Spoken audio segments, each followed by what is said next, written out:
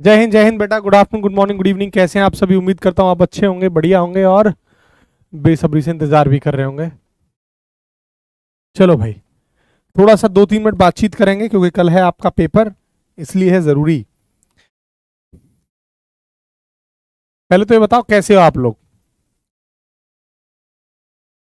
पहले तो ये बताओ आप लोग हो कैसे? अच्छे हो? कोई दिक्कत, कोई समस्या, कोई तकलीफ?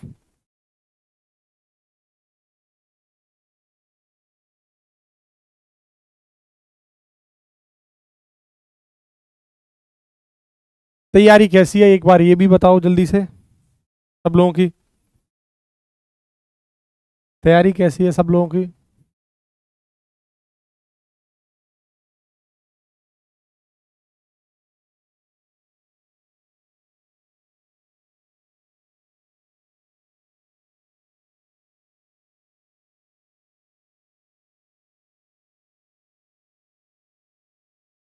क्रिस,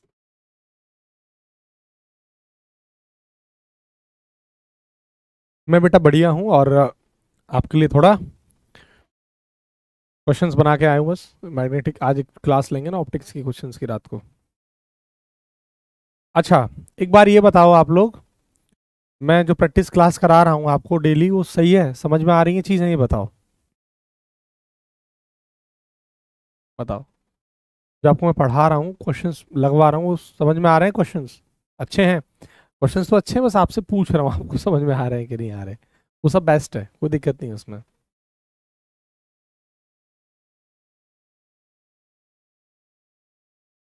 सुनो, काफ़ी बच्चे ऐसे भी होंगे कि जिन बच्चों का, देखो मैं अब आप लोगों से एक चीज़ ये कहूँगा, निखिल यार तू शास्त्र में बहुत परेशान है सही में, मैं हर जगह तेरी कमेंट देख रहा हूँ। इतना परेशान मत हो, तू जो मूक लगा रहा है ना वो रियल मूक नहीं है। तू बहुत परेशान हो रहा है, सीरियसली बहुत ज्यादा परेशान है, बहुत ज्यादा, बहुत परेशान है तू। अब देखो जैसे कल से पेपर स्टार्ट है, मैं निखिल करूंगा तुझसे बात लेकिन लास्ट में करूंगा। देख, देखो जैसे 13 से 16 तक पेपर है, आज है 12 तो 13 को पेपर होगा, तो मैं सोच रहा हूँ कि आप लोग लगातार अपना रिवीजन कर लीजिए आज।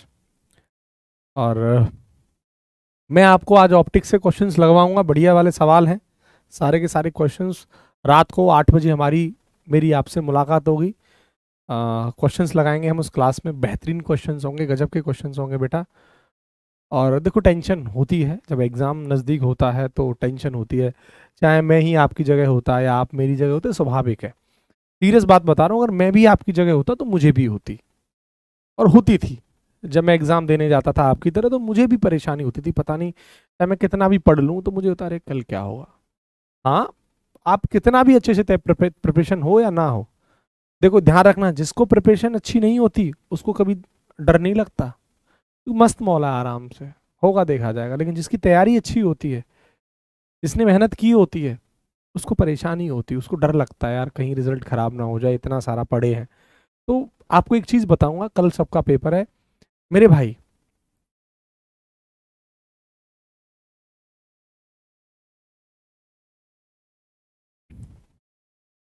क्या पेपर के टाइम क्वेश्चन लगवाएंगे? देखो, नहीं है। देखो, एक चीज बताता हूं मैं आपको कि डर उसी को लगता है जो मेहनत करता है, क्योंकि उसके दिमाग में ये रहता है यार हमने इतनी सारी मेहनत करी है, इतना पढ़ाई की है, क्या पता रिजल्ट होगा या नहीं होगा, ये डर रहता है। पता नहीं जिस टाइप के क्वेश्चंस हमने लगाए हैं वो एग्जाम में देखने को मिलेंगे या नहीं मिलेंगे, ये बच्चे के दिमाग में रहता है। और जो तैयारी नहीं किया है, जो मस्त मौला है आराम से, उसको डर नहीं लगता, ये ध्यान रखना। डर उसी को लगता है जो मेहनत करता है, क्योंकि उसके दिमाग में ये रहता है कि यार क्या होगा अगर पेपर अच्छा नहीं हुआ। तो एक ही चीज कहूंगा आपसे, मेहनत आपके हाथ में है, रिजल्ट आपके हाथ में नहीं है, ये ध्यान रखना। आप मेहनत कम करो या ज्यादा, ये आपके हाथ में है। उसकी इफिशियंसी को बढ़ाओ या घटाओ, ये आपके हाथ में है। लेकिन मेरे भाई रिजल्ट तेरे हाथ में नहीं है। मत हो उदास, मत हो परेशान। जो होगा अच्छा होगा, आज हुआ वो अच्छा हुआ, आगे भी अच्छा होगा, ये दिमाग में सेट कर और जा पेपर देने बढ़िया तरीके से।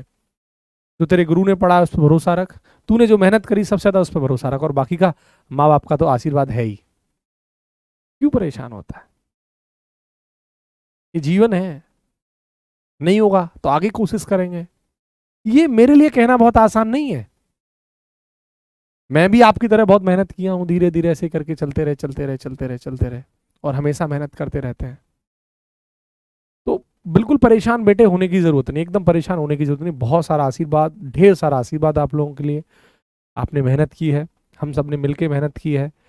हालांकि दुख है कि समय ज़्यादा नहीं मिल पाया, शायद और एफर्ट्स मार सकते थे हम लोग, बट जो जितना समय मिला उसमें जितना किया हमने बेहतर किया। आप लोगों ने जितना किया उस बेहतर किया। दिन रात आपने भी की, हमने भी पूरी अपनी तरफ से कोशिश करी कि आपको पूरी अच्छे शिद्दत से मेहनत करें। और इसीलिए आपको एक फाउंडेशन बैच की प्लानिंग चल रही है कि कहीं ना कहीं मैं भी देख रहा हूँ कि जो बच्चे मुझसे कनेक्टेड हैं, हम सबसे कनेक्टेड हैं, केजीएस से कनेक्टेड हैं, जो एनडी डिफेंस के बच्चे हैं, एयरफोर्स के, कहीं ना कहीं फिजिक्स उनके लिए एक बहुत बड़ी बाधा रहती है। और वक्त नहीं रहता बच्चों के पास, जो एयरफोर्स का एग्ज़ाम के लिए बड़ी समस्या रहती है बच्चों को। तो मैं आपको बता रहा था और फिर बता रहा हूँ, जल्दी ही फाउंडेशन बैच प्रैक्टिस का आने वाला है। फिजिक्स फाउंडेशन बैच प्रैक्टिस का, फिजिक्स प्रैक्टिस बैच फाउंडेशन होगा। ये करीब 5 से 6 महीने चलेगा, करीब 5 से 6 हजार 7 हजार क्वेश्चन, जिसमें मैं प्रैक्टिस कराऊंगा, करने को दूंगा आपको, क्वेश्चन कराऊंगा भी। शायद वो आपके लिए सबसे बड़ी प्रॉब्लम का सॉल्यूशन हो सकता है, सबसे बड़ी, क्योंकि वक्त, कोई भी एग्जाम में बैठोगे डिफेंस के में, पेपर को फाड़ के आओगे। वही सब कुछ सॉल्यूशन हमें ढूंढने होते हैं कि किस तरीके से चीज़ों को बेहतर करना है। प्रशांत सर की तबीयत ठीक है अभी फिलहाल, not bad, but it's okay, ठीक है, ज़्यादा सही नहीं है, मतलब ठीक है सर, ठीक है। चलो यार, तो स्टार्ट करते हैं बेटे सेशन को। बाकी का पढ़ाई करते हैं, ये ज़रूरी है थोड़ा सा, क्लास के बाद बात करेंगे। और बता दूं, 8 बजे रात को मिलेंगे, रात को 8 बजे, वही अपने channel defence on global studies पर रात को मिलेंगे 8 बजे। और आपके ऐप पर भी वो क्लास चलेगी, दोनों जगह आपकी क्लास वो चलेगी।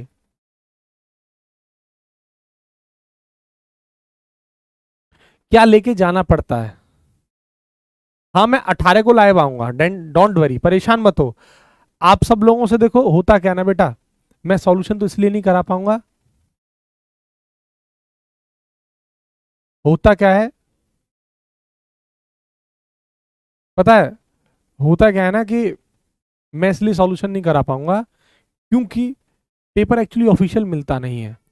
बच्चों को जितने क्वेश्चंस याद रहते हैं, उस वो हमें फ़ोन करके बताते हैं, वही उतना ही करा सकते हैं। और उसमें भी थोड़ा सही से डेटा नहीं बता पाते बच्चे, तो एकदम 100% तो नहीं हो पाती हैं चीज़ें, इसलिए हम नहीं कराते हैं इसको। तो दूसरी बात, क्योंकि पेपर हाथ में आता नहीं है, ऑफिशियली देता नहीं है ये अपना पेपर, ऑनलाइन होता है इसका एग्ज़ाम। बाकी सारे जितने भी और एग्ज़ाम होते हैं वो अपना पेपर दे देते हैं, बट ये पेपर नहीं देता है एयरफोर्स। और पेपर में क्या लेके जाना है आपको? अपना एक आधार कार्ड यानी आइडेंटिटी लेके जानी है। आप कोई भी पेन लेके जा सकते हैं, आप किसी की सेंटर पर पेन मिलता है, लेकिन मैं आपसे कहूँगा एक पेन लेके चले जाना। और आपने जो आइडेंटिटी फिल करी थी डॉक्यूमेंटेशन में, आपने आधार कार्ड डाला था या 12th की मार्कशीट डाली थी, 10th 12th की, वो आप लेके जाना। जो भी आपने आइडेंटिटी डाली थी वो लेके जाना साथ में। और 2 फोटो जरूर लेके जाना अपने साथ, जो आपने उस टाइम पर फोटो क्लिक करवाए थे, खिंचवाए थे फोटो जब फॉर्म फिल किया था, वो और हो तो अच्छी बात है, नहीं हो तो फिर दूसरे लेके चले जाना, कोई दिक्कत नहीं है। बस और कुछ नहीं लेके जाना आपको, बस पेपर देना है मस्त तरीके से, ठीक है, अच्छे तरीके से, ठीक है। मैं आपको ना एक नंबर दूंगा, वहां आप कॉल करके मतलब आप क्वेश्चंस बता सकते हैं। मैं आपको एक नंबर दूंगा आपको, है ना, क्लास के बाद में। चलो चलो चलो चलो, आगे बढ़ते हैं अब, है ना बेटा, पढ़ाई करते हैं अब। चलो, हाँ क्लास चलेगी बेटा, मैग्नेटिक फील्ड करा रहा हूँ मैं अभी, रूबी क्वेश्चंस करा रहा हूँ मैग्नेटिक फील्ड के। चलो, हेडिंग लगाओ, चैप्टर मैग्नेटिक फील्ड, इसमें से आपको क्वेश्चंस देखने को मिल सकते हैं, कंसेप्ट करा रहा हूँ मैग्नेटिक फील्ड।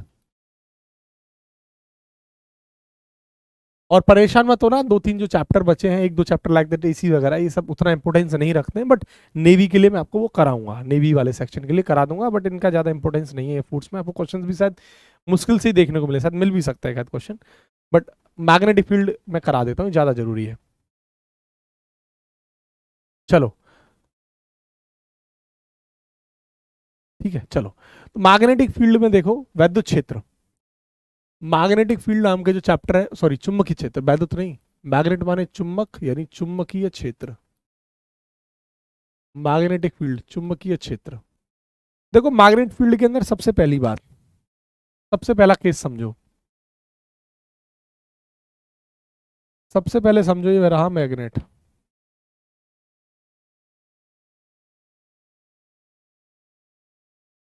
ये रही मैग्नेट, और ये है bar magnet, this is a bar magnet, magnet है, राइट। होता क्या है, होता क्या है, मैग्नेट के अंदर दो पोल होते हैं, एक पोल साउथ कहलाता है, नॉर्थ कहलाता है, और एक दूसरा साउथ कहलाता है। एक मिनट बेटा, एक मिनट,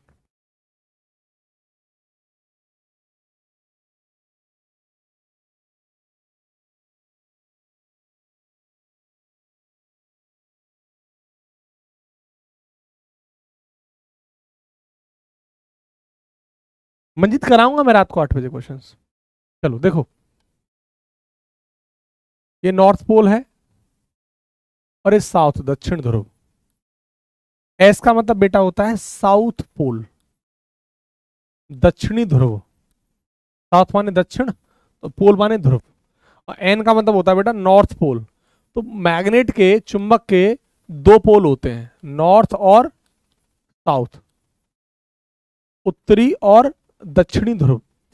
होता क्या है, मैग्नेटिक फील्ड लाइंस की खास बात क्या होती है, मैग्नेट की खास बात क्या है, मैग्नेटिक फील्ड लाइंस इसमें से प्रोड्यूस होती हैं और नॉर्थ से साउथ की तरफ जाती हैं, बाहर की तरफ, लेकिन अंदर की तरफ साउथ से नॉर्थ की तरफ जाती हैं, इनसाइड साउथ से नॉर्थ। तो यहाँ जो मैग्नेटिक फील्ड की जो डायरेक्शन है, यहां पर जो मैग्नेटिक फील्ड की डायरेक्शन है वो क्या है, नॉर्थ से साउथ है, बाहर की तरफ, बट अंदर क्या है, साउथ से नॉर्थ की तरफ। ये देख लो, तो यहां लिख दूं मैग्नेटिक फील्ड की जो डायरेक्शन है, पहली बात तो आउटसाइड, बाहर की तरफ, from end to south pole, north pole to south pole, लेकिन अंदर क्या है, इनसाइड, बट इनसाइड,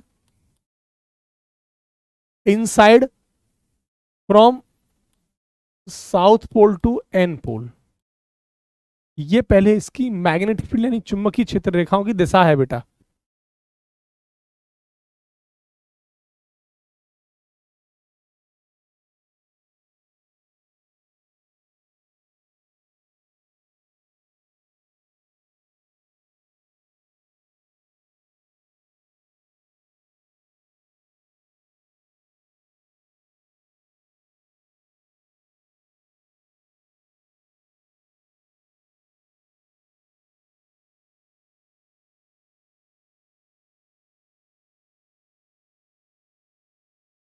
ठीक है, समझते जा रहे हो ना मेरी बात, बोलो हाँ के ना, बोलते जाओ बेटा, हाँ के ना, यहां तक कोई दिक्कत।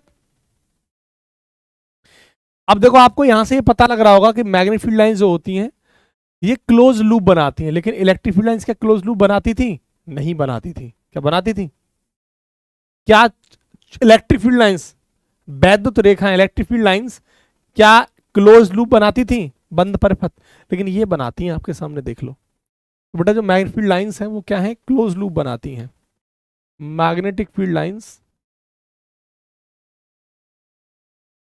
चुंबकीय क्षेत्र रेखाएं, फॉर्म क्लोज्ड लूप, बंद परपथ बनाती हैं।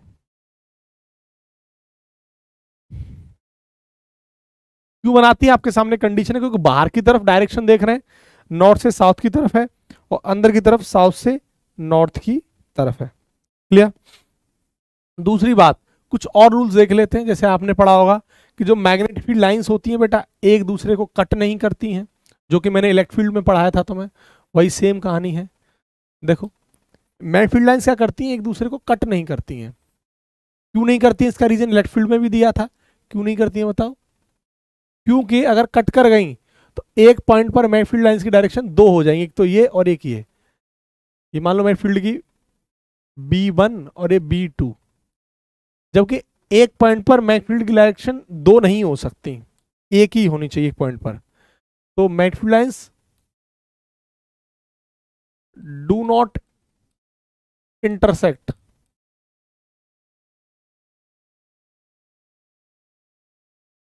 टू ईच अदर, एक दूसरे को कट नहीं कर सकते।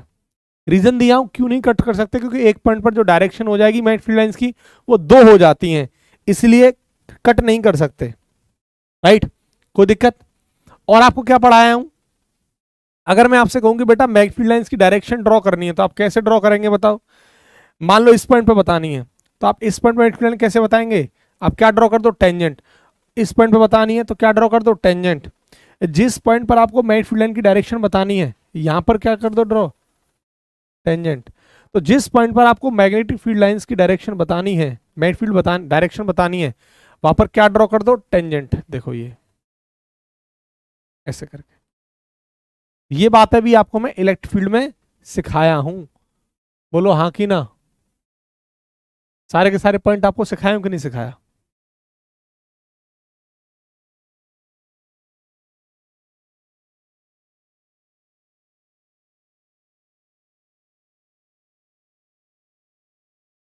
चलो नहीं, ये मैग्नेटिक फील्ड लाइंस का लास्ट चैप्टर बचा है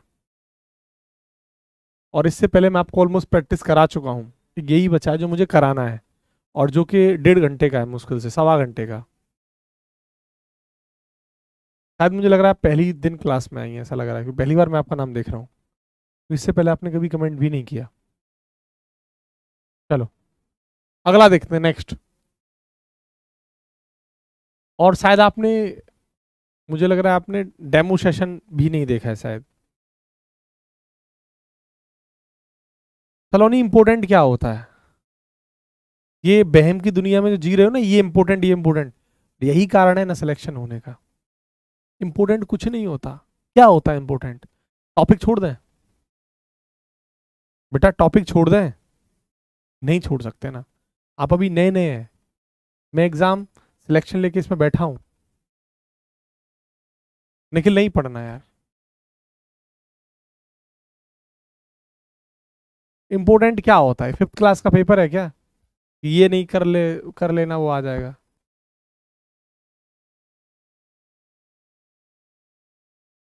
सही कहूं। चलो इसके बाद सीधे पहुंचते हैं बायो सावर्ट लॉ पर। तो दोबारा से रिपीट कर रहा हूं, एक चीज देखते जाओ साथ के साथ। मैंने ये पढ़ाया है कि जो मैग्नेट होती है उसमें जो डायरेक्शन होती है मैग्नेटिक फील्ड की, वो क्या होती है? बाहर की तरफ नॉर्थ से साउथ की तरफ और अंदर साउथ से नॉर्थ की तरफ। ठीक है, क्लोज लूप बनाती है, पहली बात ये। और दूसरा, एक पॉइंट पे यानी कभी भी कट नहीं करती है एक दूसरे को, ये। और तीसरा, अगर किसी पॉइंट पे मुझे मैग्नेटिक लाइन ड्रॉ करनी है तो वहां पर टेंजेंट यानी स्पर्श रेखा डाल देंगे तो ये हो जाएगा। अगला हमें पढ़ना है मैग्नेटिक फील्ड, यानी एक था साइंटिस्ट, इसका नाम, दो साइंटिस्ट थे, बायोट और सावर्ट। तो इनका नाम बन गया Biot Savart, Biot Savart law. इन दोनों साइंटिस्टों ने मिलकर एक लॉ दिया। वो लॉ था क्या, वो मैं आपको समझाता हूं। ठीक है, वो लॉ कहता क्या है बेटा? ये लॉ ये कहता है, बहुत आसान है और बता रहा हूं आपको, कि देखो एक वायर है, ये रहा वायर, और इस वायर के अंदर मान लो इस वायर की जो लंबाई है ना बेटा, इस वायर की लंबाई बेटा एल है। कितना है? एल। और इस वायर में जो करंट जा रहा है ना, करंट जो फ्लो हो रहा है इसमें, मान लेता हूं वो आई करंट हो रहा है, आई। इस वायर में जो करंट फ्लो हो रहा है वो आई करंट फ्लो हो रहा है। और इस वायर की जो लंबाई है ना वो एल है। क्या है? एल। तो एल क्या है? L is the length of wire. ठीक। अब हमने क्या किया, मान लो कोई एक पॉइंट कंसिडर किया ये, और इस पॉइंट से कोई एक पॉइंट मान ला यहाँ पी पॉइंट, और यहां से इस पॉइंट की जो डिस्टेंस है वो आर मान ली, आर डिस्टेंस। इस पॉइंट से, इस पॉइंट का नाम दे दो कुछ भी, एक्स बोल दो, ए बोल दो, ओ बोल देते हैं। ओ पॉइंट से इस पी पॉइंट तक की डिस्टेंस आर है।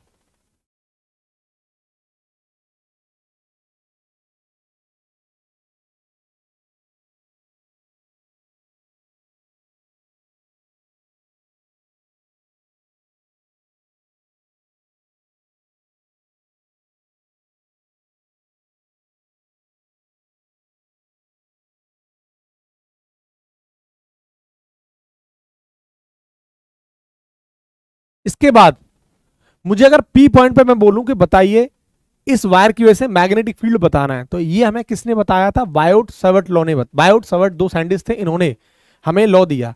उन्होंने क्या कहा? इन्होंने कहा कि भाई जो पी पॉइंट पर जो मैग्नेटिक फील्ड होगा ना, पता है वो कितना होगा? डीबी बराबर mu naught upon 4 pi I D L sine theta upon R square. अब इसमें डीएल क्या है ये सब क्या बताऊंगा।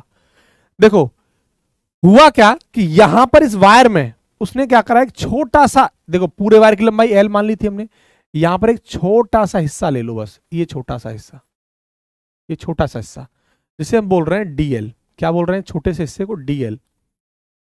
और ये है आर, और इनके बीच में यहां जो एंगल है वो है थीटा। तो एक्चुअली जो थीटा देख रहे हो ना, ये डी एल और आर के बीच का एंगल है। तो थीटा और कुछ नहीं, angle between D L and R. DL क्या है? उस पूरे वायर का एक छोटा सा हिस्सा है। एल क्या है? उस वायर की पूरे की लंबाई है। डीएल क्या है? कोई छोटा सा हिस्सा। अब आईडीएल जो आप देख रहे हैं इसे करंट एलिमेंट कहा जाता है। आईडीएल को मिला के, आईडीएल को पता है क्या बोल देते हैं? पूरा इकट्ठा बोल देते हैं आईडीएल को करंट एलिमेंट। करंट एलिमेंट बोल देते हैं, करंट एलिमेंट बोल देते हैं आईडीएल को, करंट एलिमेंट, राइट? ठीक है। अब आईडीएल मुझे पता लग गया, आई करंट है, डीएल एक छोटा सा हिस्सा है, थीटा डीएल और आर के बीच का एंगल है, आर ये जो डिस्टेंस है। तो ये हुआ इस वायर की वजह से इस पॉइंट पर जो मैग्नेटिक फील्ड हुआ वो डीबी बराबर mu naught upon 4 pi IDL sine theta upon R square. और यही बायोट सवर्ट का लॉ है, और कुछ नहीं, बस ये है बायोट सवर्ट का लॉ। आपके दिमाग में यही रहना चाहिए। और इसको हिंदी में अल्पांश लंबाई कहते हैं, बिल्कुल, यानी डीएल का मतलब अल्पांश, बहुत छोटी लंबाई, वही हुआ, बहुत छोटी मतलब अल्पांश, बहुत शॉर्ट लेंथ पूरे वायर में से। तो बेटा एक बायोट सवर्ट ये था लॉ। क्लियर इतनी बात? चले आगे। चलो अब यहां जैसे म्यू नॉट अपॉन 4 पाई है, इसको भी देख लो, ये म्यू नॉट अपॉन 4 पाई है। ये म्यू नॉट अपॉन 4 पाई की जो वैल्यू है वो कितनी होती है सर? 10 की पावर -7 इतनी होती है। तो आप म्यू नॉट की जो वैल्यू निकालोगे बताए कितना आ जाएगा? 4 पाई 10 की पावर -7, इतना, ये वैल्यू है बस। तो म्यू नॉट अपॉन 4 पाई की जो वैल्यू रहती है 10 की पावर -7 रहती है। बोलो ठीक? यहां तक कोई दिक्कत किसी को? ये छोटी छोटी बात है, बस एक वैल्यू है इसकी जो आपको दिमाग में रखनी है। हाँ इसकी यूनिट लिख सकते हो आप, लेकिन म्यू नॉट अपॉन 4 पाई की यूनिट लिख सकते हो। देखो कैसे, d v into r square upon IDL आ जाएगा, इसकी थीटा की तो कुछ नहीं होगी, तो ऐसे निकालोगे तो कितना आ जाएगा? ये tesla into metre square upon DL की मीटर इंटू एम्पियर। तो टेस्ला मीटर अपॉन एम्पियर आ जाएगा इसकी unit. Tesla, tesla metre upon ampere, ये यूनिट आ जाएगी इसकी।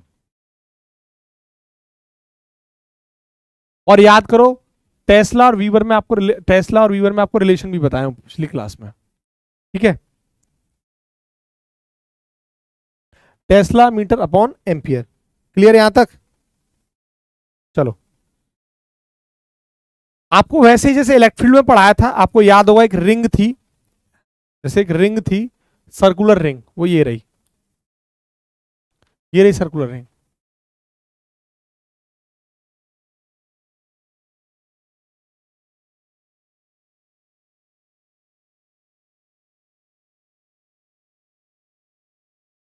एक ऐसे करके रिंग है, ठीक है? और इस रिंग में करंट बह रहा है आई। कितना करंट बह रहा है इसमें? आई, आई करंट बह रहा है।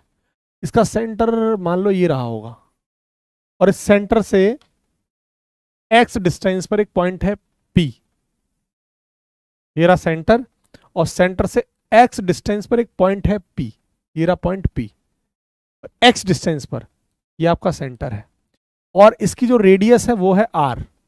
इस रिंग की रेडियस मान लेता हूं कितनी है, R।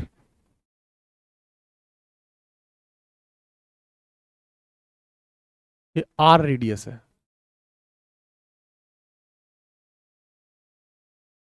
ठीक है, और एक्स इसकी डिस्टेंस है। क्लियर?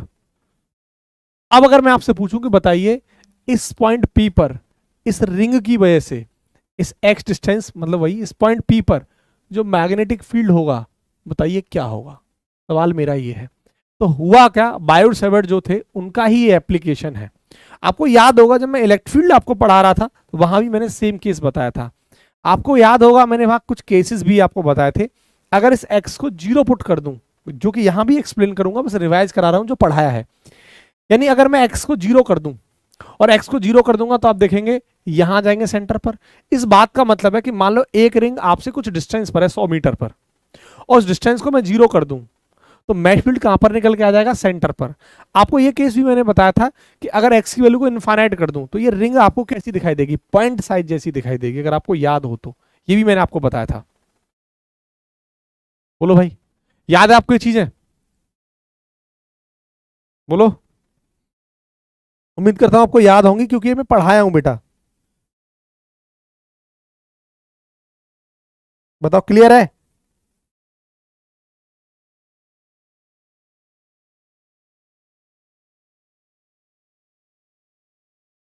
याद है, ठीक। देखो कितना आ जाएगा, ये आ जाएगा mu naught upon 4 pi 2 pi I R square into N. N का मतलब होगा नंबर ऑफ टर्न्स, फेरों की संख्या, upon X square plus R square. ये इसका फॉर्मूला है जो कि आपके उतना काम का नहीं है, इससे रिजल्ट बताऊंगा बस सीधा सीधा। एन क्या होता है, एन कुछ और नहीं, फेरों की संख्या होती है, number of turns. Number of turns का मतलब क्या है बेटा, फेरों की संख्या, फेरों की संख्या, नंबर ऑफ टर्न्स। ये है आपका इस पी पॉइंट पर जो मैग्नेटिक फील्ड होगा, mu naught upon 4 pi 2 pi I R square into N, इतना होगा बेटा। ठीक है, चले। अब देखो, अब यहां पे एक काम करो, अगर मैं आपसे कहूं कि अगर मुझे सेंटर पे निकालना है तो एक्स को मुझे 0 पुट करना पड़ेगा, है ना। तो अब एक काम करते हैं, अगर मैं आपसे कहूं सेंटर पर निकालो मैग्नेटिक फील्ड, मैग्नेटिक फील्ड कहां निकालो, सेंटर पर। सेंटर पर बताना मैग्नेटिक फील्ड, यही काम की बात है। आप तो सेंटर पर निकालना है तो एक्स को तो 0 पुट करना पड़ेगा ना, इसको तो 0 पुट कर दो तो कहानी खत्म है। 2 से तो आर क्यूब आ जाएगा, आर क्यूब आ जाएगा, एक आर ऊपर से खत्म हो जाएगा, मतलब 2 आर क्यूब खत्म हो जाएगा, नीचे आर पर बचेगा। तो क्या आ जाएगा, ये म्यू नॉट अपॉन 4 पाई और 4 पाई 2 पाई, देखते जाना ध्यान से, into I into N upon R cube. R square खत्म कर दिया मैंने, और नीचे आर क्यूब यानी नीचे आएगा आर। ठीक है, अब देखो यहां से काम करो, पाई से पाई खत्म, 2 से 2 खत्म, 2 से 4 खत्म, म्यू नॉट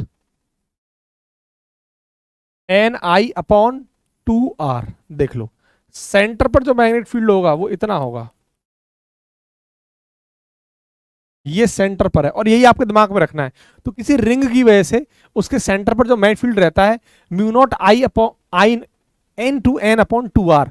आर यहां पर रेडियस है इसकी, क्या है R, R is the radius, radii, radius of ring. समझ गए मेरी बात? एन वही नंबर ऑफ टर्न्स, फेरों की संख्या, और कुछ नहीं। ये फॉर्मूला इंपॉर्टेंट है। तो किसी भी रिंग की वजह से उसके सेंटर पर, या किसी वायर की वजह से, किसी सर्कल की वजह से उसके सेंटर पर जो मैग्नेटिक फील्ड रहता है वो mu naught I upon 2 R रहता है।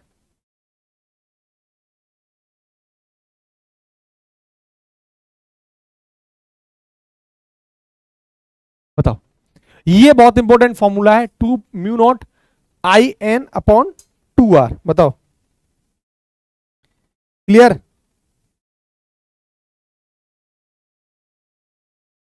चलें आगे।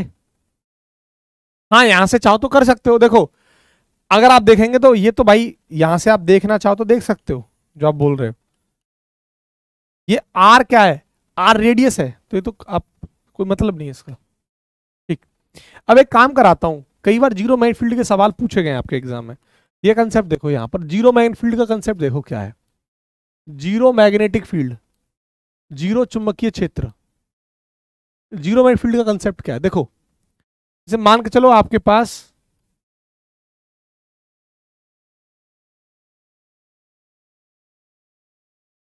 एक मिनट देखते जाओ बस। सिमिट्री जानते हो? सिमिट्रिकल किसे कहते हैं? एक जैसा सिमिट्री जानते हो आप? क्यों भाई? सिमिट्री वर्ड का मतलब जानते हैं आप लोग?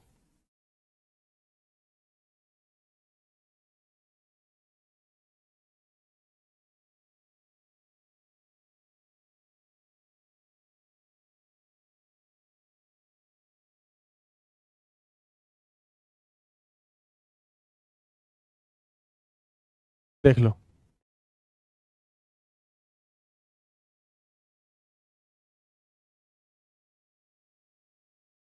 देखना ध्यान से। मान लो सिमिट्रिकल माने होता है एक जैसा।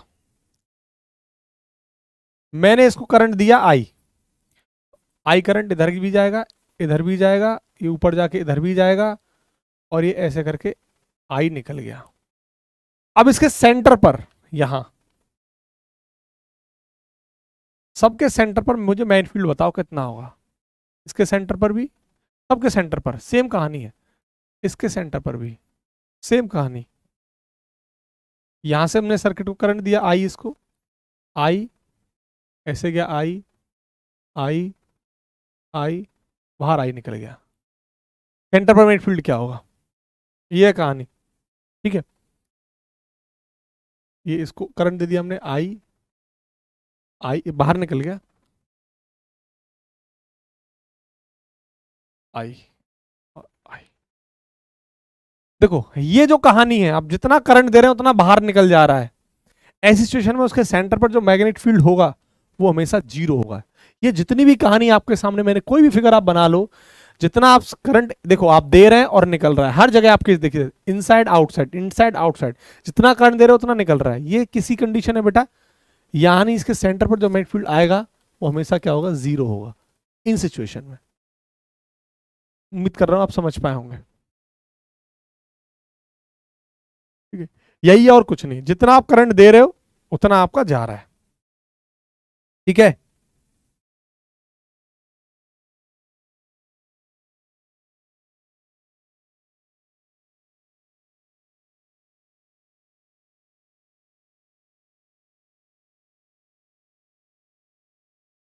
चलो ये टॉपिक ही भाई, मैं टॉपिक इंपॉर्टेंट टॉपिक ही करा रहा हूं, मैं ज्यादा कुछ नहीं करा रहा, आपको टेंशन मत लो।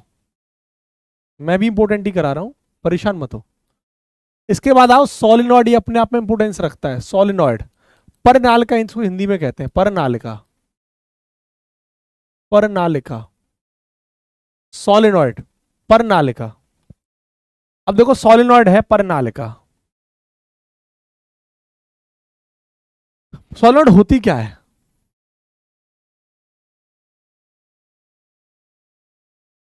ये सोलिनॉइड है। एक क्या डाल दो इसमें, एक लोहे की रॉड डाल दो ऐसे करके, ये बन गई सोलिनॉइड। तो होता क्या है ना, जैसे तार है, जैसे एक ये लोहे का, एक लोहे का तार वो है रॉड, इस पर वायर लपेट दो, इसे सोलिनॉइड कहते हैं, परनालिका बेटा। हाँ यही होता है। अगर आपसे पूछूं कि बताइए मैग्नेटिक फील्ड क्या होगा सोलिनॉइड के लिए, तो जो मैग्नेटिक फील्ड होता है सोलिनॉइड के लिए वो रहता है म्यू नॉट एन आई। आई जो इसमें करंट जा रहा है वो, और एन क्या होता है यहाँ पर, जो एन होता है ना, ये होता है नंबर ऑफ टर्न्स, फेरों की संख्या प्रति लंबाई, number of turns per unit length, per unit length यानी फेरों की संख्या प्रति लंबाई। तो इसका मतलब ये हुआ कि N upon L, N upon L, ये number of turns, sorry capital N upon L, N upon L, ये मतलब हुआ। तो यहां पर ही मैं एन की जगह क्या लिख देता हूं, म्यू नॉट। लेकिन पता है क्या है, इनफाइनाइट्स एंड के लिए म्यू नॉट, म्यू नॉट, देखो स्मॉल एन की मतलब समझ लो क्या है, स्मॉल एन का मतलब है कैपिटल एन अपॉन एल, और कैपिटल एन अपॉन एल क्या है, number of turns per unit length, यानी फेरों की संख्या प्रति लंबाई। ठीक है, क्लियर। कब के लिए formula, for infinite length solenoid, जब लेंथ की जो लेंथ है ना सॉलिनॉइड की वो इनफाइनाइट है, for infinite, for infinite length solenoid. लेकिन ये जो फॉर्मूला आपको है वो इनफाइनाइट लेंथ सॉलिनॉइड के लिए है, ये वाला। ठीक है, इसके अलावा आगे देखो, आग किसी एक छोर के लिए, किसी एक एंड के लिए जो मैग्नेटिक फील्ड का जो फॉर्मूला होता है वो इतना होता है, B बराबर mu naught N I by twice 2, ये रहता है किसी एक छोर के लिए, at one end of solenoid, at one end of solenoid. End माने छोर, किसी एक छोर पर, एंड का मतलब है छोर, किसी एक छोर पर। वो तो इनफाइनाइट के लिए था, इनफाइनाइट एंड्स, इनफाइनाइट लेंथ हो, ये किसी एक छोर के लिए। ठीक है, तो mu naught N I by 2 है, स्मॉल एन है, और स्मॉल एन का मतलब होता है कैपिटल एन बाई एल, ये रहता है। ठीक है, ये फॉर्मूले हैं, ये सॉलिनॉइड के फॉर्मूले दिमाग में सेट कर लेना। ठीक है, क्लियर। ठीक, अच्छा, अब देखो ये तो, अगर मैं आपसे पूछूं कि बताइए सॉलिनॉइड से बाहर की तरफ मैग्नेटिक फील्ड कितना होगा, मैग्नेटिक फील्ड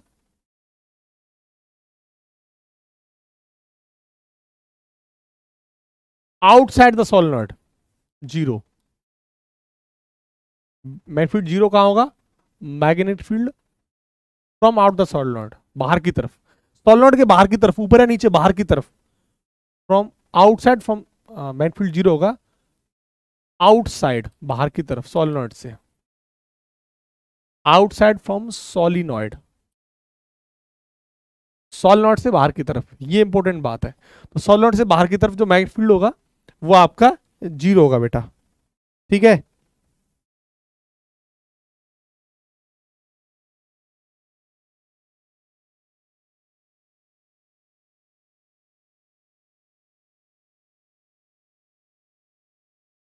चलो इसके बाद अगला, अगला बेटा ये ज्यादा खास है कि किसी चार्ज की वजह से, देखो ये है आपका यूनिफॉर्म मैग्नेटिक फील्ड, ये यूनिफॉर्म माने एक जैसा, मैग्नेटिक फील्ड माने चुंबकीय क्षेत्र, ये यूनिफॉर्म मैग्नेटिक फील्ड है।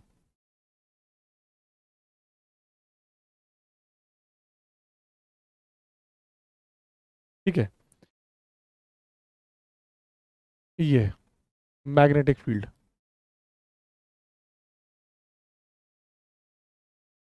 ठीक है, अब कोई भी चार्ज इसके बीच में आप रख दो, यहां मान लो आपने कोई चार्ज रख दिया, ये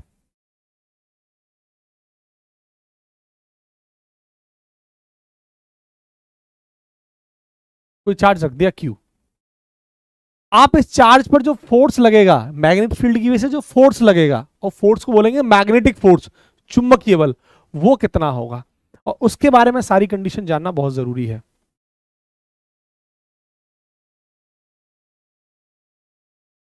ठीक है, समझे मेरी बात। तो ये यूनिफॉर्म मैग्नेटिक फील्ड है, और इसमें चार्ज रखा हुआ है, इस चार्ज पर इस मैग्नेटिक फील्ड की वजह से जो फोर्स लगेगा वो मुझे निकालना है।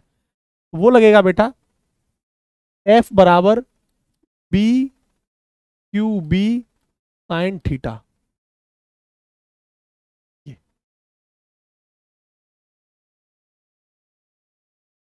F बराबर B Q B sine theta. अगर आप वेक्टर फॉर्म में लिखना चाहते हो तो लिख सकते हो, ऐसे लिखना चाहो तो F बराबर क्यू बी क्रॉस बी, अगर आप वेक्टर फॉर्म में लिखना चाहते हो तो। क्यू क्या है बेटा, चार्ज है। बी क्या है बेटा, जो चार्ज जिस वेग से जाएगा उस वेग से वेलोसिटी है उसकी। वी क्या है बेटा, वेग। ये लिखने का तरीका है वेक्टर फॉर्म में बस, वेलोसिटी यानी वेग। और आपको ये पता ही है ये क्या है, मैग्नेटिक फील्ड है, ये तो चुंबकीय क्षेत्र है। बाकी क्यू क्या है, ये चार्ज है, आवेश है। चार्ज माने आवेश। तो इस पर जो मैग्नेटिक फोर्स लगेगा, ध्यान समझ लो एक बात, किसी चार्ज पार्टिकल की वजह से जो फोर्स उत्पन्न होता है, मैग्नेटिक फोर्स, वो इतना रहता है F बराबर क्यू बी क्रॉस बी। तो अब क्रॉस आता है तो साइन आ जाता है, तो ये बोल, इसी को बोल रहा था मैं, B Q B sine theta. एक मिनट,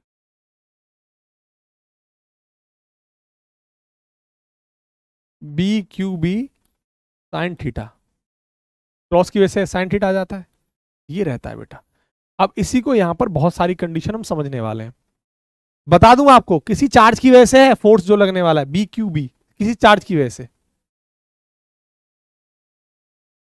ठीक है। हाँ वो, हाँ हाँ, तीनों कंडीशन बता रहा हूं इसकी। अब देखो इसका क्या है, मैग्नेटिक, अरे यार बताया तो था निखिल, तू ज्यादा परेशान रहता है। मैग्नेटिक फोर्स, चुंबकीय बल ड्यू टू चार्ज पार्टिकल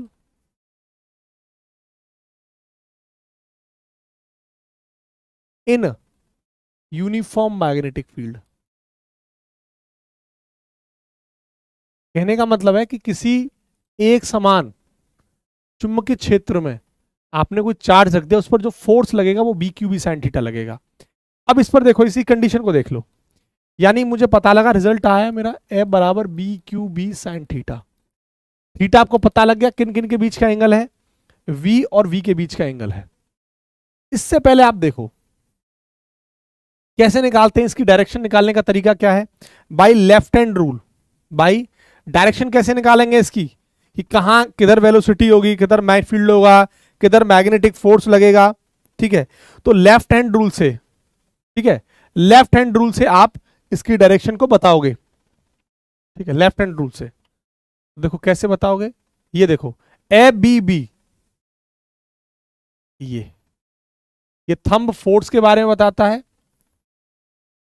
ये मैग्नेटिक फील्ड के बारे में, और ये आपका वेलोसिटी के बारे में, by Fleming's left hand rule.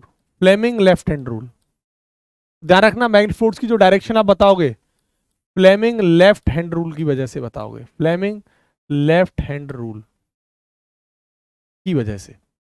यहां पर जो केसेस बनते हैं वो मैं आपको समझाना चाहता हूं, बस ध्यान रखना, जो मैग्नेटिक फोर्स तुमने लगा ली है वो कौन से रूल की वजह से बताओगे direction, Fleming left hand rule की वजह से।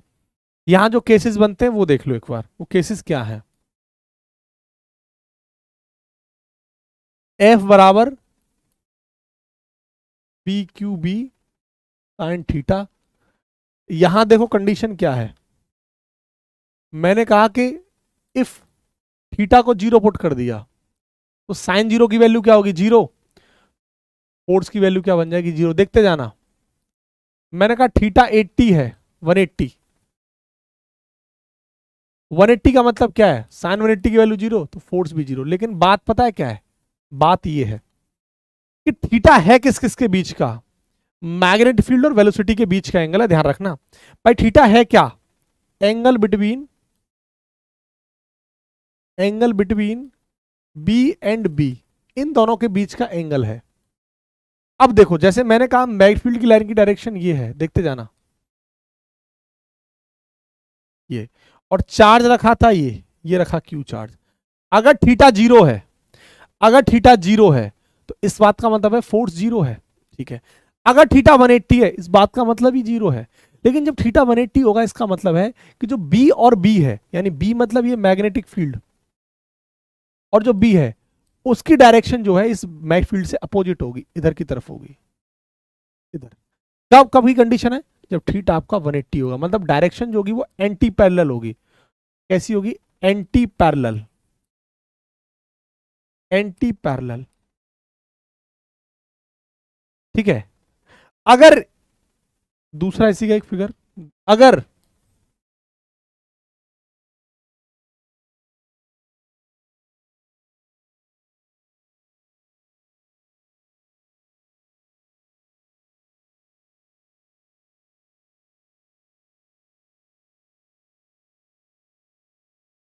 ठीक है,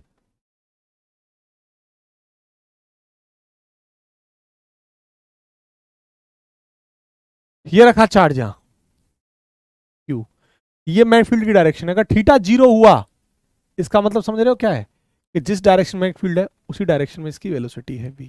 और ऐसी केस में जिस उसी डायरेक्शन में होगा, तो यहाँ थीटा जीरो होने पर जो हम बोलेंगे ये क्या है भैया, डायरेक्शन पैरेलल, समानांतर।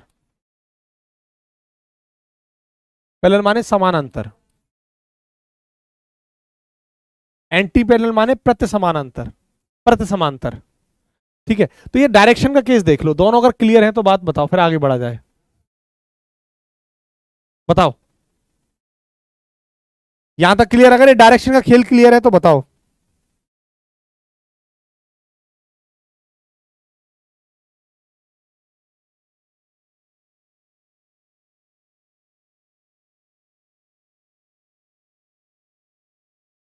क्लियर?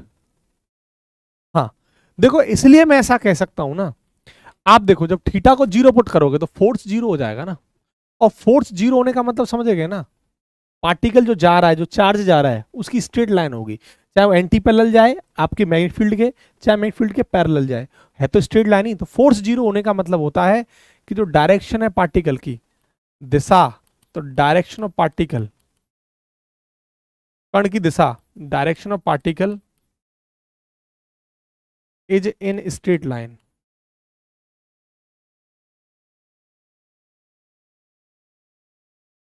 सीधी रेखा में। ठीक है, उम्मीद कर रहा हूं एक एक बात समझ में आ गई तुम्हें। अगला केस देखो, अगर इस थीटा को 90 कर दिया जाए, इफ, अगर इस केस को, इफ थीटा को 90 कर दिया जाए, तो साइन 90 की वैल्यू आप जानते हैं मैक्सिमम होती है, और फोर्स की वैल्यू भी इस केस में क्या बन जाएगी, मैक्सिमम। तो अगर थीटा को 90 कर दिया जाएगा तो फोर्स भी बेटा मैक्सिमम हो जाएगा। तो यहां पर देखो बी क्यू बी आ जाएगा ये।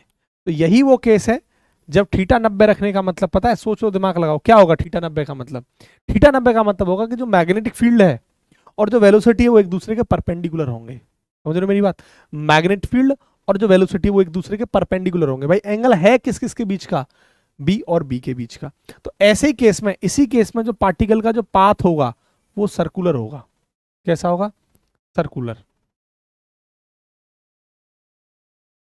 इसी केस में तो पाथ ऑफ पार्टिकल सर्कुलर होगा, सर्कुलर पाथ। कब? थीटा 90 होने पर। मैं ज्यादा इसमें डिस्कशन नहीं कर रहा कि सेंटीपिटल फोर्स क्या है, बस आपको जो मेन केस है वो एक्सप्लेन कर रहा हूं सिर्फ और सिर्फ। बोलो भाई।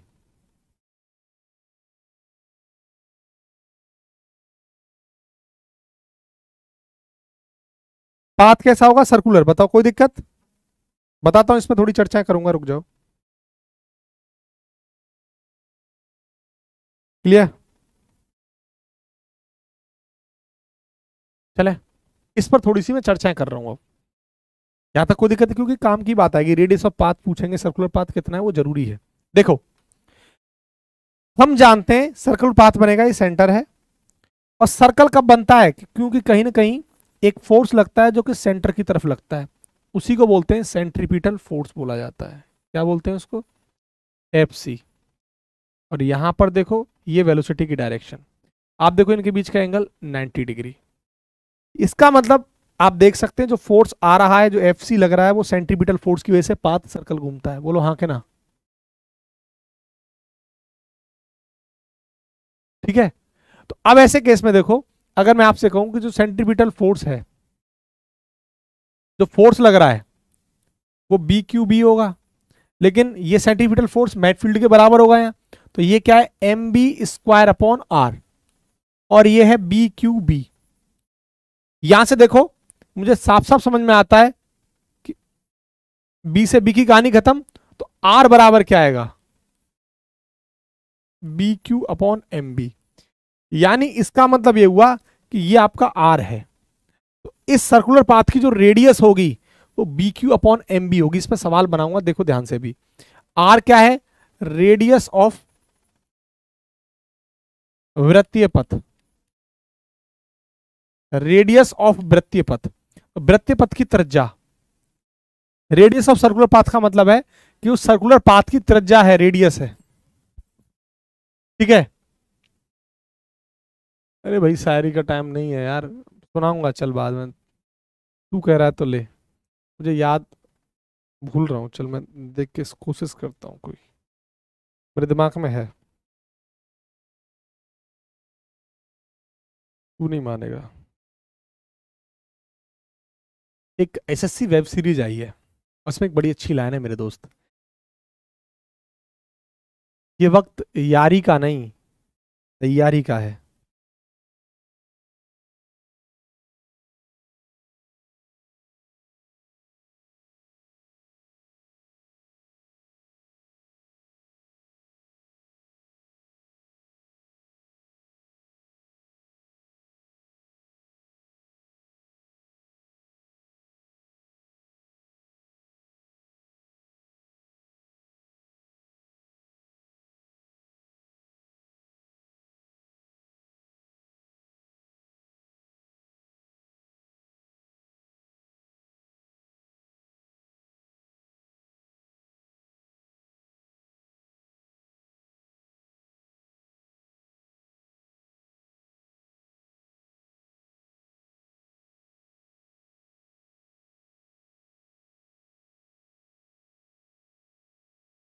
एक एक बड़ी अच्छी लाइन है कि एक बड़ी अच्छी लाइन है कि ये वक्त यारी का नहीं तैयारी का है। तो मेरे भाई पढ़ ले, नहीं तो हाथ पे खुरपे आ जाएंगे। देख। हाँ हाँ, चल सुन।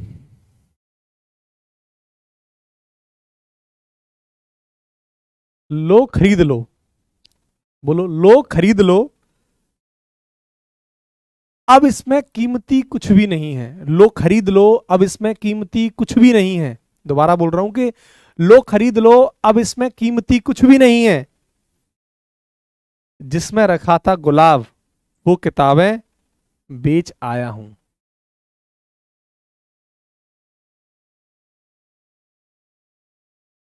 ठीक है, चलो एक और सुना देता हूं तुम्हें। मोहब्बत के नशे में हमने उन्हें खुदा कह डाला, मोहब्बत के नशे में हमने उन्हें खुदा कह डाला। उन्होंने जवाब दिया कि खुदा किसी एक का थोड़ी ना होता।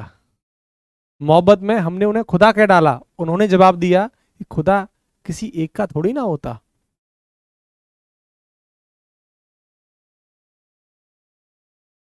चलो बहुत हो गया, कर लो पढ़ाई अब।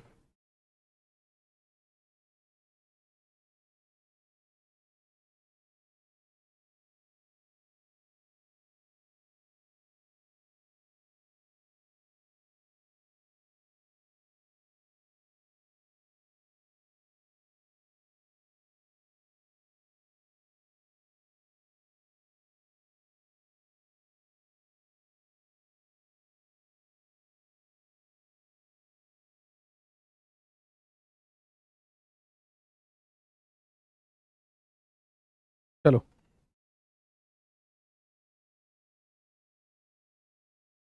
आगे बढ़े। ये फॉर्मूला थोड़ा गलत हो गया है। आर बराबर M B upon B Q होगा, है ना, सही कर लेना। आर बराबर M B upon B Q. चलो आगे बढ़ते हैं। ठीक है चलो, अब इस रेडियस के फॉर्मूले की कहानी देखते जाना, इंपॉर्टेंट है। आर बराबर M B upon B Q. क्या मैं एम बी को पी नहीं लिख सकता, मोमेंटम? और याद होगा पी बराबर टू एम काइनेटिक एनर्जी नहीं लिख सकता? बोल बता, काइनेटिक एनर्जी मोमेंटम का relation P square upon two M, तो पी बराबर two M root kinetic energy है। अब तो इसमें लिखने की जरूरत है ही नहीं, लिख सकता हूं ना। अब यहां से देखता जा, तेरे पास किस किस का रिलेशन मिलता जाएगा। देख बहुत ही इंपॉर्टेंट है ये केस, इंपॉर्टेंट है अपने आप में। देख समझ बात को, ये तेरी बेटा रेडियस, देख मास तो उस पार्टिकल का कांस्टेंट रहेगा, मैग्नीट्यूड भी कांस्टेंट रहेगा, क्यू भी कांस्टेंट रहेगा। आर यहां से किस पर डिपेंड कर रहा है? वेलोसिटी पर। बोल हाँ के ना, बोल हाँ के ना।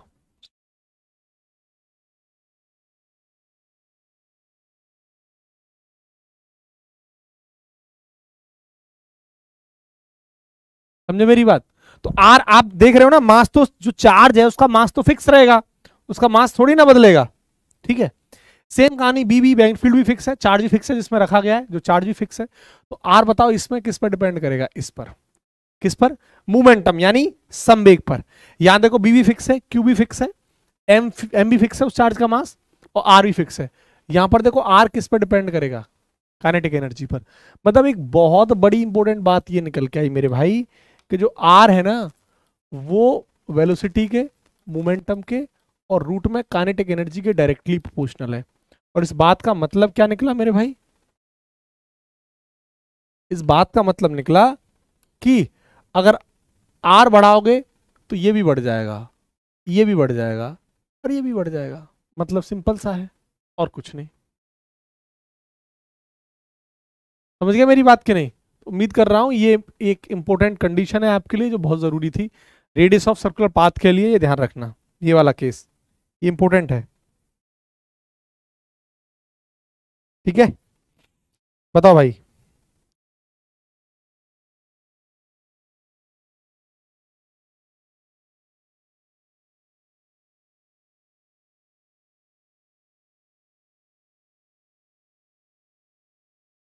चले,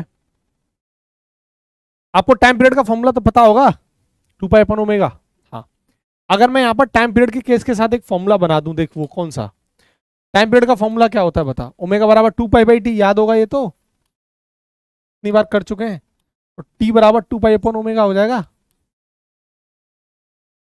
और देख ओमेगा एंगुलर वेलोसिटी, कोणीय वेग है, सर्कल में पढ़ा क्या होता है? v/r होता है।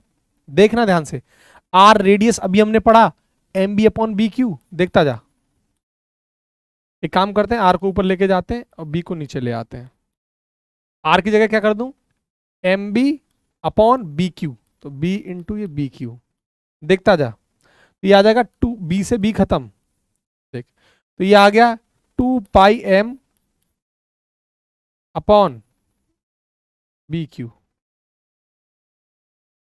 तो जो ये t क्या है? आवर्तकाल है, टाइम पीरियड है।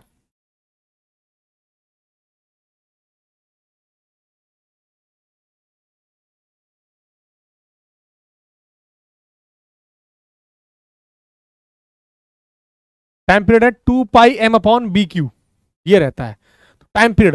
अब आप देखो टाइम पीरियड क्या कभी फ्रीक्वेंसी पर डिपेंड करेगा?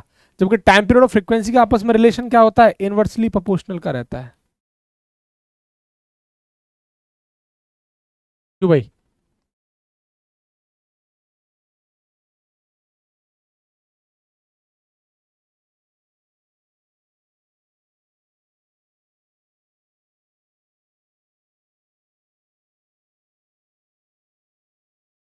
चलो देखो, ये क्लियर। और देखो टाइम पीरियड का, भाई फ्रीक्वेंसी और टाइम पीरियड क्या होते हैं? एक दूसरे के इनवर्सली प्रोपोर्शनल होते हैं ना, डिपेंड करता है ना फ्रीक्वेंसी टाइम पीरियड पर। अब देखो, यहीं से अगर मैं इसको लिखूं तो क्या बन जाएगा? bq/2 पाई m। तो ये f क्या है बेटा? फ्रीक्वेंसी, आवृत्ति। f क्या है बेटा? फ्रीक्वेंसी यानी आवृत्ति, देख लो। तो फ्रीक्वेंसी bq/2 पाई m। आप चाहे फ्रीक्वेंसी देख लो और चाहे आप आवर्तकाल टाइम पीरियड का फॉर्मूला देख लो, कहीं भी आपको वेलोसिटी और रेडियस नजर नहीं आएगी। देख लो, आर कहीं नजर आ रहा है? आर कहीं नजर आ रहा है? नहीं आ रहा। तो यही मैं लिखने वाला हूं कि time period and frequency, T and F, R और वी पर does not depend on R and V. R और वी पर डिपेंड नहीं करते। आर यहां पर रेडियस है और वी यहां पर वेलोसिटी है उस पार्टिकल की। उम्मीद कर रहा हूं ये लाइन नीचे वाली समझ में आएगी नहीं। आप कहीं भी देख लो फॉर्मूले में, चाहे यहां देख लो, आपको आर नहीं दिखाई दे रही होगी, यहां देख लो, यहां भी आर और वी आपको किसी भी फॉर्मूले में दिखाई नहीं दे रही होगी। बताओ हाँ कि ना, कि दिखाई दे रही है? यही सवाल था, पूछा गया। बताओ, बताओ जल्दी से जवाब दो। ये वाली स्टेटमेंट, वी बेटा वेलोसिटी है यहाँ पे, वेलोसिटी को हिंदी में कहते हैं वेग। आर है रेडियस, जो अभी मैं आपसे चर्चाएं करा हूं, ये उस पार्टिकल की रेडियस, सर्कल की रेडियस, त्रिज्या। बोलो, क्लियर?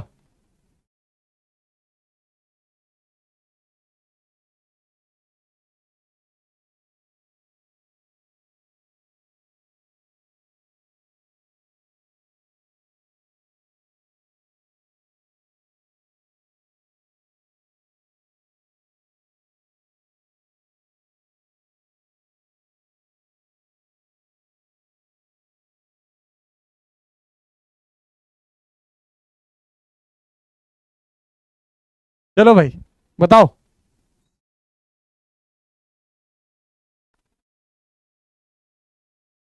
हाँ, इस पर जो क्वेश्चन लगता है बुलबुल को, बुलबुल क्या नाम, बुलबुलू, अब बुलबुल कुमारी, बुलबुलू नहीं, हाँ बुलबुल कुमारी, देखो इस पे सवाल यही, इस पे सवाल जो है ना वो कंसेप्चुअल बनेगा, न्यूमेरिकल सेक्शन नहीं बनता इस पे।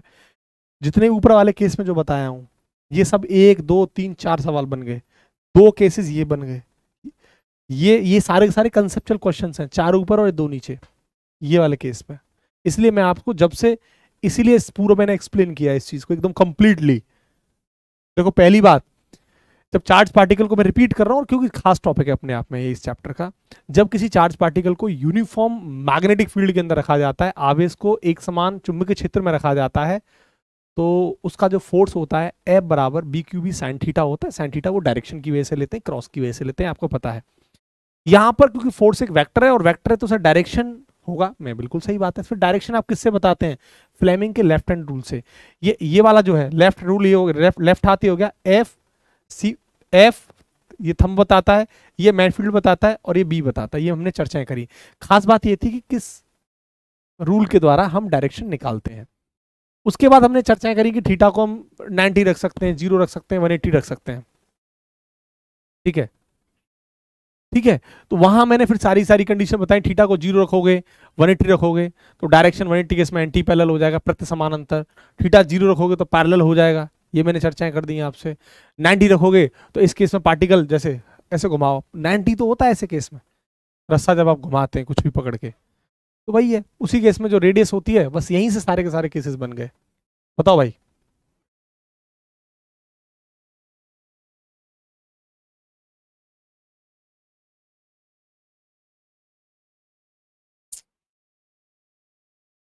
चले मंजीत, हाँ डायरेक्ट, डायरेक्ट वैल्यू बेस्ड, जो वैल्यू दे रखी है उसको लगा दो बस। इसके बाद आती है बात लॉरेंज फोर्स। लॉरेंज फोर्स क्या है, लॉरेंज एक साइंटिस्ट थे, उनके द्वारा दिया गया बल लॉरेंज फोर्स। लॉरेंज फोर्स हमें टोटल, इसको टोटल फोर्स भी बोलते हैं। तो टोटल फोर्स या लॉरेंज फोर्स का मतलब होता है इलेक्ट्रिक फोर्स और मैग्नेटिक फोर्स दोनों का योगफल, दोनों का सम। अभी हमने जो मैग्नेटिक फोर्स पढ़ा है पता है वो कितना था, B Q B sine theta. भाई किसी चार्ज पार्टिकल पर जो मैग्नेटिक फोर्स लगता है वो इतना ही तो है। अगर भूल जाओ तो लिख देता हूँ, एम लिख देता हूँ, समझ जाओगे मैग्नेटिक फोर्स की बात कर रहा हूं मैं, ठीक है। तो ये इलेक्ट्रिक फोर्स हमने बताओ क्या पढ़ा है, क्यू, बताओ क्या पढ़ा, ई बराबर एफ अपॉन क्यू, तो एफ बराबर क्यू ई प्लस मैग्नेटिक, अभी हमने क्या पढ़ा, बी क्यू बी, आप देख सकते हैं बी क्यू बी, क्लियर।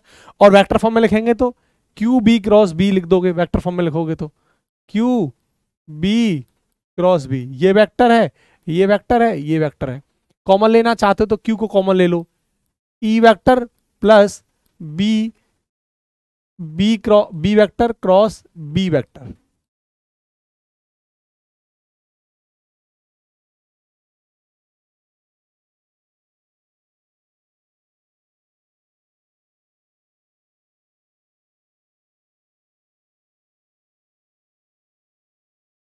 ठीक है, ये आपका लॉरेंज फोर्स होता है,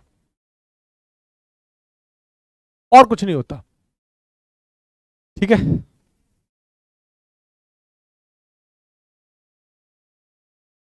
एक चीज बताऊंगा बस, अगला, करंट की वजह से जो फोर्स होता है मैग्नेटिक फोर्स, वो क्या होता है, करंट की वजह से मैग्नेटिक फोर्स रहता है आई एल क्रॉस बी, इसे कहते हैं आई बी एल साइन थीटा। ये फोर्स है ड्यू टू करंट, और चार्ज की वजह से जो फोर्स रहता है वो रहता है क्यू बी क्रॉस बी, यानी B Q B sine theta. ये देख लो, ये दोनों चीजें अद्भुत हैं, आपके दिमाग में होनी चाहिए। यानी किसी चार्ज की वजह से, ये तो करंट की वजह से है, मैग्नेटिक फोर्स चुंबकीय बल ड्यू टू करंट, करंट की वजह से, करंट की वजह से, और मैग्नेटिक फोर्स चुंबकीय बल ड्यू टू चार्ज, आवेश की वजह से। आवेश की वजह से जो चुंबकीय बल है वो ये है। दोनों चीजों को देख लो, मैग्नेटिक फोर्स चार्ज की वजह से कितना होगा वो आपके पास है, और करंट की वजह से कितना होगा, क्यों नहीं लिखा हूं, अच्छा यहाँ ठीक। हाँ इसीलिए लॉरेंज डायरेक्ट लिख दिया मैंने, लॉरेंज फोर्स। टारगेट आई है, बताओ।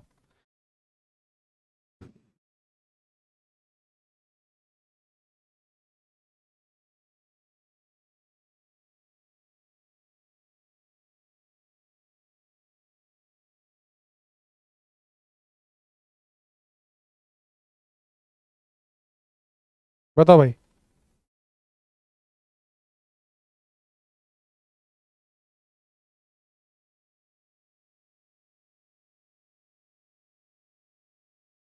क्लियर। कौन सा गलत लग गया यार?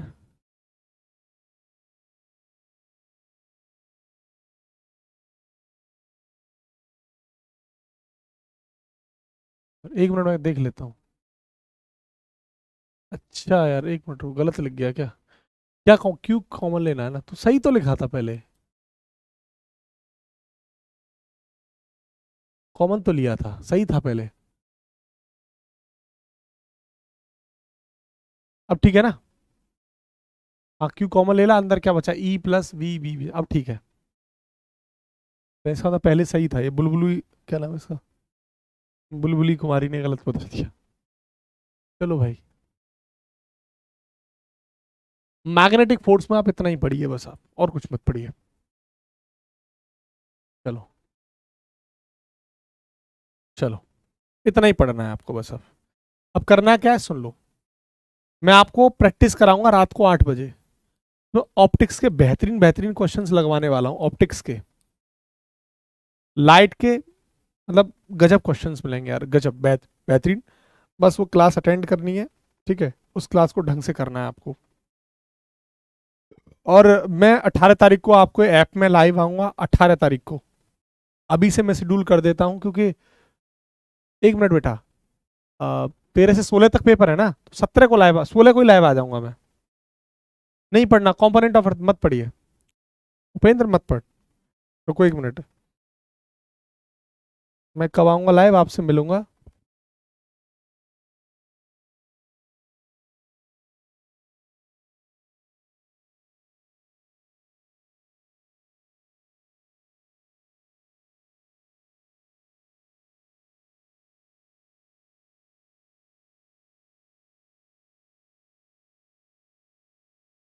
चलो एक मिनट में आपको बताता हूँ, रुको। 16 तक आपका पेपर है, 16 तक पेपर है ना, तो 17 को आपसे लाइव मिलूंगा मैं, 17 को सबसे लाइव मिलूंगा, 17 को शेड्यूल में अभी लगा दूंगा। सर 17 को है ना पेपर, 13 से 17 तक है ना, तो फिर 18 को मिलूंगा, 18 को मैं आपसे लाइव मिलूंगा, लाइव 5 बजे अपने टाइम पे, 5 बजे आपसे लाइव मिलूंगा मैं, 5 बजे 18 तारीख को, ठीक है। और 18 तारीख को लाइव मिलूंगा, जरूर आना आप लोग, बहुत जरूरी, ठीक है। 17 को पेपर है आपका, कोई दिक्कत नहीं, 18 को ऐप में 5 बजे लाइव आऊंगा अपनी क्लास वाले टाइम पे, 18 तारीख को, ठीक है। सब लोग मिलेंगे, मैं बात करूंगा आपसे, चर्चाएं करूंगा। और अभी से शेड्यूल लग जाएगा। यूट्यूब पर लगातार कनेक्ट रहना, डिफेंस खान ग्लोबल स्टडीज पर, वहाँ कनेक्ट रहना, वहाँ मेरी डेली क्लासेस होंगी। और कोई कैसी भी समस्या है तो आप इस वीडियो के नीचे, जब ये क्लास खत्म हो जाए तो 2-3 मिनट बाद, तब अभी तो चैट में आएगा तो मैं देख नहीं पाऊंगा, और मैं अभी कुछ बात करूंगा आपसे, तो सुनना मेरी बात। अभी जब क्लास खत्म हो जाए तो कमेंट में कोई समस्या है तो आप कमेंट अपनी कर देना मुझे, मैं वो देख लूंगा। अभी अभी नहीं, अभी तो लाइव चैट में चल रहा है, जैसे ही खत्म हो जाए लाइव चैट, तब उसके 2-3 मिनट बाद, ताकि मैं ऐप के अंदर आ जाए कमेंट, है ना। और मेरी आपको यही एडवाइस है, एक बड़े भाई होने के नाते, एक टीचर होने के नाते, आप मेहनत किए हैं, हम सब ने मिलकर मेहनत की है, तो आपने बहुत अच्छे से चीज़ों को किया होगा। आप सब जानते हैं वक्त उतना नहीं था, वक्त बहुत कम था, बहुत कम मिला, और फिर भी हमने बेहतर किया। और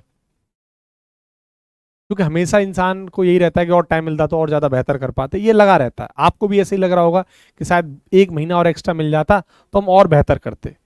आपको तभी भी 1 महीना मिल जाता तो भी आपको ऐसे ही लगता, फिर भी आप यही कहते कि हाँ,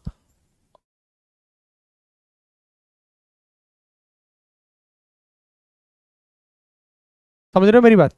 तो मेरी टिप्स बेटा आप लोगों के लिए यही है कि आप लोग टाइम पर सेंटर पर पहुंचना। सबसे बड़ी गलती ये मत करना, मैक्स मुझसे अक्सर गलतियां होती थी, क्योंकि ट्रैफिक बहुत मिल जाता है। तो 1-1.5 घंटे 2 घंटे पहले अपना टाइम से निकलो, डिस्टेंस को चेक कर लो गूगल पे मैप के जरिए कि कितना टाइम है, ट्रैफिक रेड अलर्ट तो नहीं है, टाइम से जाना है और अच्छे से पेपर देना है। बहुत सारा आशीर्वाद आप लोगों के लिए, और गॉड ब्लेस यू। आप लोग मेहनत किए, आपको फल तो मिलेगा, ठीक है? तो बेस्ट ऑफ लक मेरी तरफ से आपको, और वहां पे क्या आप मेहनत किए हैं तो आपको फल मिलेगा।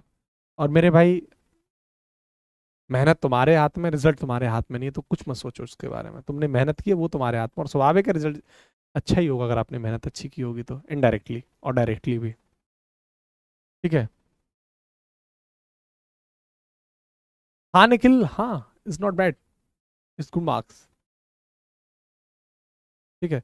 मेरा आशीर्वाद है, रहेगा और है, उसके लिए आपको बिल्कुल चिंतित नहीं होना है। हम सभी लोग 18 तारीख को लाइव मैं मिलूंगा आप लोगों से बेटा। 18 तारीख को शाम को 5 बजे जो हमारी क्लास का टाइम है, उसी टाइम पर हम मिलेंगे।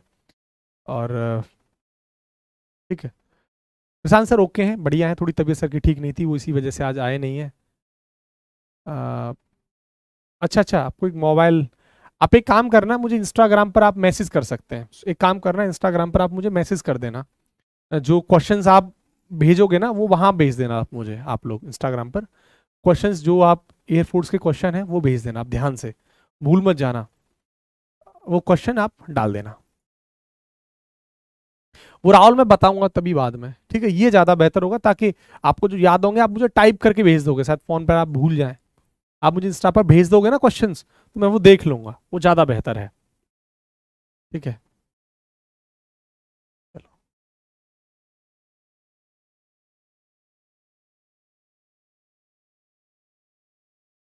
चलो,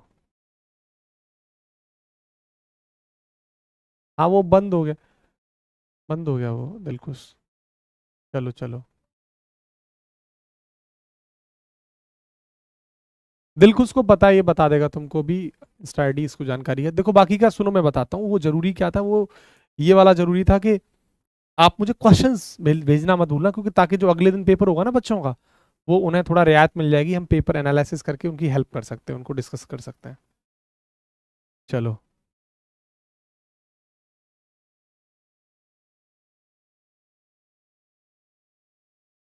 चलो, ठीक है। तो फिर अब हमारी मुलाकात आपसे 18 तारीख को होगी मेरी, क्यों भाई? कोई दिक्कत है तो बेटा आप कमेंट कर सकते हैं, मैं आपकी कमेंट सारी की सारी चैट देख रहा हूँ। बताओ जल्दी से, फास्ट फास्ट। 8 बजे भी हमारी क्लास है।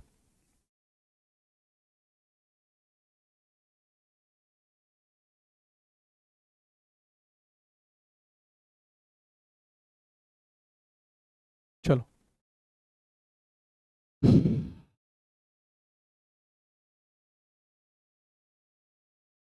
ठीक। तो जय हिंद बेटा, मिलेंगे, अच्छे से पेपर करके आना। बेस्ट ऑफ लक, आपने मेहनत करी है, ठीक है? बहुत सारा आशीर्वाद, अपनी उम्मीद है, आपकी उम्मीदें जरूर पार होंगी, टेंशन मत लो, बढ़िया तरीके से पेपर दे के आना है। मैं उम्मीद करता हूँ आप बहुत अच्छा करके आएंगे ना, ठीक है बेटा? जय हिंद।